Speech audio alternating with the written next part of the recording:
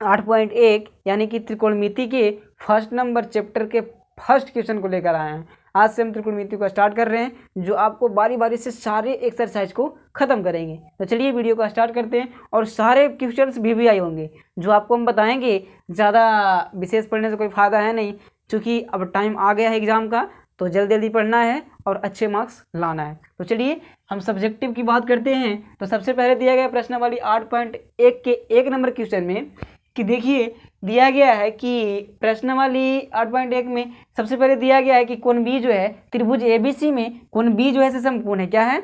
समकोण, यानी 90 डिग्री का है। ठीक है। और बोला है कि AB बराबर 24 सेंटीमीटर है। ठीक, AB बराबर क्या है? 24 सेंटीमीटर है। कितना है? 24। और BC बराबर 7 सेंटीमीटर है। ठीक है, यही है। तो आपको ज्ञात करना है कि साइन A और cos A, sine C, cos C का मान ज्ञात करना है। ठीक है, जो लमसम 1 नंबर में भी ऐसा क्वेश्चन आ जाता है। तो चलिए कोई दिक्कत नहीं, इसे सोल्व करना बहुत ही आसान है। चलिए ध्यान से देखते हैं। सबसे पहले इस प्रकार के जब क्वेश्चन है ना आपको, तो आपको सबसे पहले पाइथागोरस प्रमेय लगाना है, जो आपको कहा जाता है कि कर्ण स्क्वायर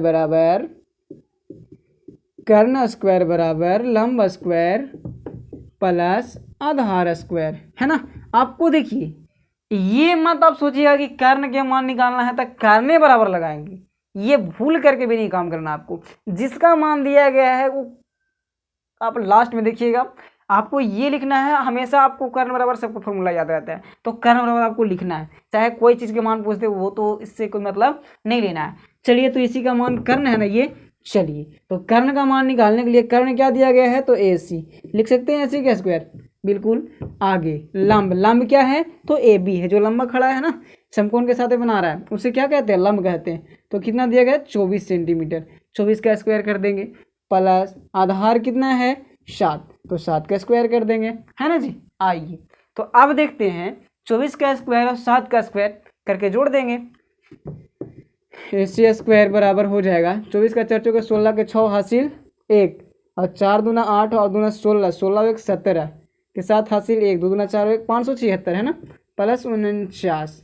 आइए AC स्क्वायर बराबर जब निकालेंगे हम तो 6 9 15 के 5 हासिल 1, और 4 7 11 1 12 के 2 हासिल 1, और 5 1 6, यानी 625 आ गया ना। तो AC बराबर जब हम निकालेंगे तो अंडर रूट 625 हो जाएगा। इसका मान AC बराबर क्या हो जाएगा? तो 5 हो जाएगा, यानी कि AC बराबर जो आ गया 25 सेंटीमीटर। सॉरी, 625 का वर्गमूल कितना होता है? 25 होता है, तो 25 सेंटीमीटर लिख लेंगे। और एक बात आपको गेस करना है कि जब भी कर्ण का जो मान होगा ना, ये दोनों भुजाएं से बड़ा होगा। ठीक है, समझ गए। तो इतना काम तो पहले आपको कर ही लेना है, उसके बाद में इसमें आगे बढ़ेंगे हम लोग। चलिए तो सबसे पहले हमको निकालना है साइन A का मान। तो थीटा कहाँ दिखा रहा है? कि A पर बना रहा है। थीटा किस पे दिया है? A पर दिया है। ठीक है, तो आपको समझिए, गौर से हम बताएंगे तभी समझ में आएगा आपको। तो जब थीटा यहाँ बना रहा है तो लंब ये हो जाएगा। ठीक है, थीटा का सामने वाला ही लंब होता है। ठीक, और आधार एकदम थीटा का अलग अलग होता है। चलिए अगर यहाँ हम थीटा की बात करें तो अगर कोई ना दिया हुआ रहे, यहाँ तो लिख दिया है कि A जो है से थीटा बना रहा है A पर, इसलिए हम कहेंगे कि ये वाला लंब होगा। चलिए दिखा रहे हैं आपको हम। तो साइन थीटा बराबर फॉर्मूला क्या होता है? तो साइन थीटा बराबर होता है लंब बटा कर्ण होता है। क्या? तो लंब बटा कर्ण होता है ना। चलिए तो लंब बटा कर्ण कहने का मतलब है कि लंब का मान क्या दिया गया। देखिए हम अभी तुरंत बताएं आपको कि लंब कौन हो जाएगा? थीटा यहाँ आता है, थीटा के सामने वाला, यानी सामने कौन है भुजा? तो 7 सेंटीमीटर। BC है तो BC लिख दीजिए। चलिए और कर्ण क्या है? कर्ण तो AC रहता ही है।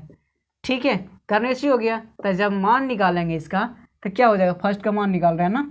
चलिए तब BC का मान क्या है आपके पास? तो 7 सेंटीमीटर, है ना। चलिए उसके बाद में AC का मान आ गया 25 सेंटीमीटर। यही हो गया आपको एक का आंसर। दूसरा कोस थीटा, है ना। चलिए तब कोस थीटा बराबर थीटा का मान क्या है? A है, तो अभी भी लंब वही होगा ना। चलिए तब कोस थीटा बराबर होता है आधार बटा कर्ण होता है। चलिए तो आधार कौन सा है?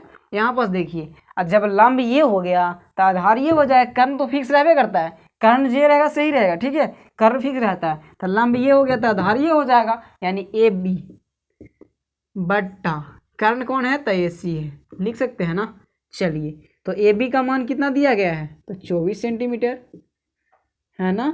चलिए, और ए सी का मान, ए सी का मान 25 सेंटीमीटर है ना जी। चलिए, यानी कि 24/25 सेंटीमीटर भी बोल सकते हैं। ठीक है, आइए तीसरा का मान निकालते हैं। तीसरा क्या दिया गया है, तो साइन सी है ना जी। चलिए, साइन सी, तो साइन थीटा का फॉर्मूला क्या होता है, तो आपको दिखाएं हम अभी तुरंत कि साइन थीटा का फॉर्मूला क्या होता है, लंब बटा कर्ण।